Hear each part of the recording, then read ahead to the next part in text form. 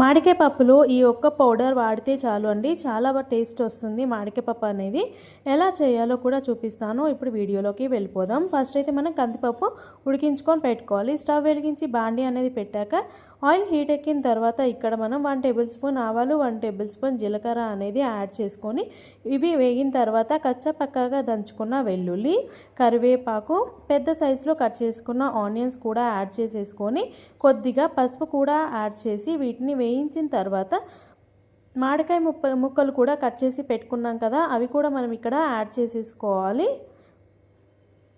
ఒకసారి వీటన్నిటిని మిక్స్ చేసుకోవాలి. ఆయిల్లోనే మనకి మామిడికాయ ముక్కలు అనేటివి ఉడికిపోతాయి అన్నమాట. ఉడికిన తర్వాత మనము ఇక్కడ తగినంత కారం అలాగే తగినంత ఉప్పు అనేది యాడ్ చేసేసుకోవాలి.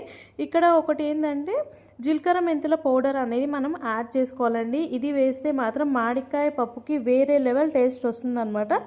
అది ఇక్కడ 1/2 టేబుల్ స్పూన్ యాడ్ చేసేసుకొని వీటిని ఒకసారి మిక్స్ చేస్తున్నాను. ఒక 2 మినిట్స్ ఉంచేసేయాలి. ఈ మసాలా అనేది మనకి మామిడికాయ ముక్కలకి అలాగే ఆనియన్స్ కూడా మంచిగా పట్టిన తర్వాత ఉడికించిన కందిపప్పు కూడా యాడ్ చేసేసుకొని ఒక 5 మినిట్స్ ఇలా ఉడకనివ్వాలి.